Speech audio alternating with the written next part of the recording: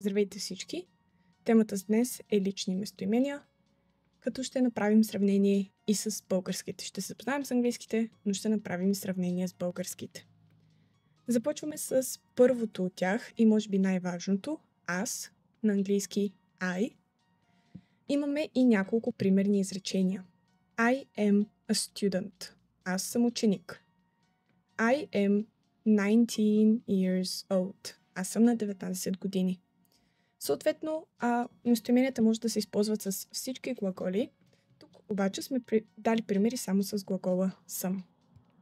Второто важно местоимение е ти. You на английски. You are my friend. Ти си мой приятел. Или you have a red t-shirt. Имаш червена тениска. Ето тук вече имаме и друг глагол. To have, имам или притежавам.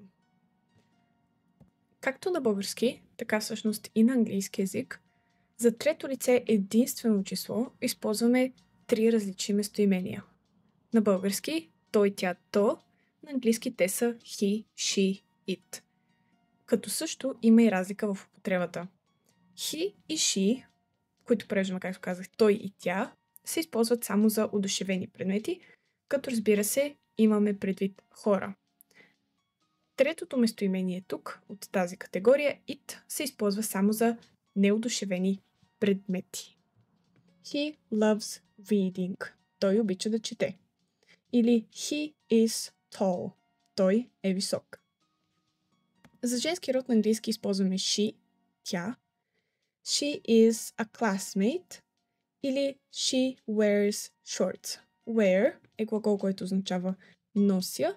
Shorts са къси панталони. Тоест превеждаме тя носи къси панталони, а първото изречение тя е съученик или съученичка. It е местоимението, което използваме за неодушевени предмети, като на български разбира се превеждаме то. It's a dog. То е куче. It barks.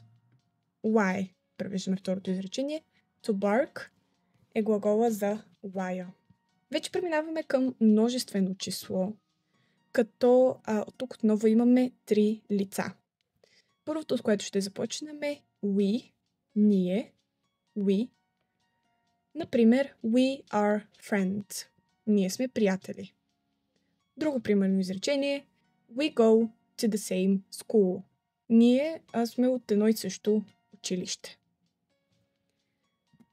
За второ лице множествено число, вие на български, всъщност използваме същата форма, която използвахме и за второ лице единствено число. You. You are brother and sister. Вие сте брат и сестра. You live together. Вие живеете заедно. На български има разлика между двете лица, докато на английски използваме една и съща дума, съответно употребата отново е една и съща. И трето множествено число they, те. They are my friends. Те са моите приятели. Като тук сме представили и таблица, която изписва всичките местоимения в лявата колонка на английски. В средната колона виждате тяхното предложение, транскрибирано, разбира се, и превода, който използваме на български. Надявам се това видео да ви е било полезно. Още видеа може да намерите на сайта онлайн курсове.bg.